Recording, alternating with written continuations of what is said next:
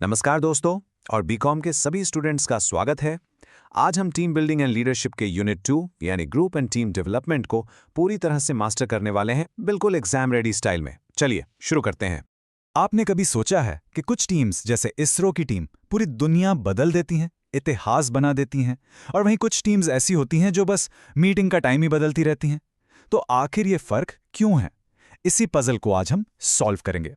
Okay, तो सबसे पहले चलिए इस सवाल में डाइव करते हैं। ये समझना बहुत जरूरी है कि एक ग्रुप और एक टीम में जमीन आसमान का फर्क होता है। देखिए, एक ग्रुप तो बस लोगों का कलेक्शन है, एक भीड़ जैसी, लेकिन एक टीम वो एक शेयर्ड मकसद से, एक कॉमन गोल से जुड़ी होती है। यही है वो रियल डिफरेंस। कोई भी टीम ना एक दिन में सुपरस्टार नहीं बनती। ये एक पूरी जर्नी है, बिल्कुल एक रिलेशनशिप की तरह। फेमस अमेरिकन साइकोलॉजिस्ट ब्रूस टकमन ने इसी जर्नी के 5 स्टेजेस बताए हैं, जिससे गुजरकर अनजान लोग एक सुपरस्टार टीम बनते हैं। तो ये हैं वो 5 stages: forming, storming, norming, performing और एडजर्निंग। इनको याद करना बहुत आसान है। चलिए इन स्टेजेस को एक रियल लाइफ एग्जाम्पल से समझते हैं। सोचिए, आप एक म्यूजिक बैंड बना रहे हैं। सबसे पहला स्टेज है फॉर्मिंग। यहाँ सब नए हैं, एक दूसरे को ठीक से जानते नहीं। सब बहुत पोलाइट हैं, थोड़ा टेस्टिंग द वाटर्स कर रहे हैं, बिल्कुल वैसे जैसे एक बैंड के मेंबर्स पहली बार मिलते हैं। थोड़े नर्वस, थोड़े एक्साइटेड। इस स्टेज में लीडर का काम है एक क्लियर डायरेक्शन देना, जैसे एक बैंड मास्टर बताता है कि भाई गाना कौन सा बजाना है। फिर आता है स्टॉर्मिंग, यानी तूफान। हनीमून फेज खत्म हो गया। यहां पर असली आइडियाज क्लैश करते हैं। रोल्स को लेकर, लीडरशिप को लेकर झगड़े होते हैं। बैंड में बहस शुरू हो जाती है। ड्रमर कहता है रॉक म्यूजिक बनाएंगे, गिटारिस्ट कहता है नहीं जैज बनाएंगे। यहां टेंशन बढ़ती है और इस स्टेज पर लीडर को एक रेफरी बनना पड़ता है, जो इस कॉन्फ्लिक्ट को आगे बढ़ने दे पर हेल्दी रखे। और ये पॉइंट दोस्तों एग्जाम के लिए सबसे इंपॉर्टेंट है, इसे नोट कर लीजिए। अगर किसी टीम में स्टॉर्मिंग हो ही नहीं रही तो इसका मतलब लोग डिसएग्री करने से डर रहे हैं। इसे ग्रुप थिंक कहते हैं। सब बस हाँ में हाँ मिला रहे हैं और ये एक टीम के लिए बहुत बहुत डेंजरस है। इसलिए हेल्दी कॉन्फ्लिक्ट जरूरी है। तूफान के बाद हमेशा शांति आती है और वो है नॉर्मिंग स्टेज। अब टीम में एक वी फीलिंग आने लगती है, लोग रूल्स बनाते हैं और एक दूसरे पर ट्रस्ट करने लगते हैं। हमारा म्यूजिक बैंड भी झगड़े के बाद एक कॉमन स्टाइल पर अग्री कर लेता है और एक रिहर्सल शेड्यूल बना लेता है। अब ट्रस्ट बिल्ड हो रहा है। और फिर आता है परफॉर्मिंग स्टेज। ये वो मैजिक मोमेंट है जिसका सबको इंतजार था। यहाँ टीम अपनी पीक प्रोडक्टिविटी पर होती है, सेल्फ मैनेज्ड होती है, बिल्कुल उस बैंड की तरह जिसका कॉन्सर्ट सोल्ड आउट है। सब एक दूसरे के साथ इतने सिंक में है कि इशारे की भी जरूरत नहीं पड़ती। और आखिर में आता है एडजर्निंग। शो खत्म, प्रोजेक्ट पूरा हो गया, अब टीम डिसबैंड हो जाती है। यहां लीडर का सबसे इंपॉर्टेंट रोल है टीम की मेहनत को, उनके अचीवमेंट्स को सेलिब्रेट करना और सबको आगे के लिए गाइड करना। एक पॉजिटिव नोट पर इस सफर को खत्म करना।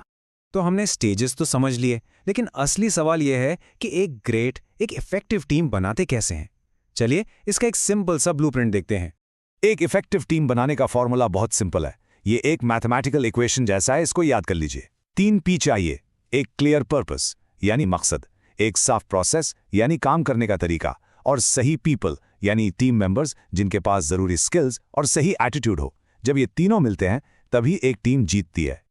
चलिए मान लेते हैं टीम बन गई, काम भी कर रही है, पर क्या वो सच में सक्सेसफुल है? हम उसकी सक्सेस को मेजर कैसे करेंगे? सिर्फ फाइनल रिजल्ट देखना काफी नहीं होता। किसी भी टीम के परफॉर्मेंस को मेजर करने के लिए ये 4 की मैट्रिक्स हैं। पहला है आउटपुट, क्या रिजल्ट्स अच्छे आए। दूसरा है कोहीजन, क्या टीम स्पिरिट हाई है, लोग साथ काम करके खुश हैं। तीसरा है लर्निंग, क्या टीम मेंबर्स ने इस प्रोजेक्ट से कुछ नया सीखा। और चौथा है एफिशिएंसी, क्या कम से कम रिसोर्सेज में मैक्सिमम काम किया। याद रखिए, सिर्फ रिजल्ट नहीं, प्रोसेस भी इंपॉर्टेंट है। अब एक बहुत ही रियल वर्ल्ड प्रॉब्लम देखते हैं।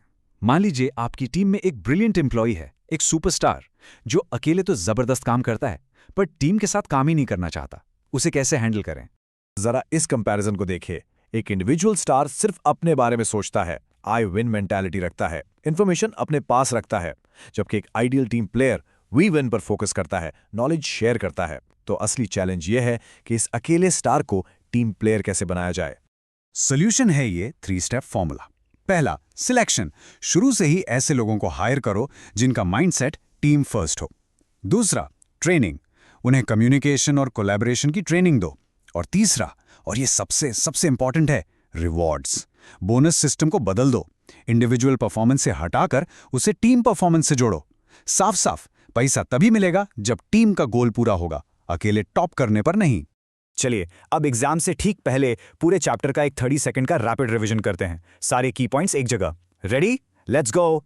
याद रखिए टकमैन के 5 स्टेजेस, टीम बनाने का 3P फॉर्मूला, परफॉर्मेंस चेक करने के 4 पॉइंट्स और सबसे बड़ा गेम चेंजर, एक इंडिविजुअल को टीम प्लेयर बनाने के लिए उसका रिवॉर्ड सिस्टम बदल दो। दैट्स इट, इतना ही है।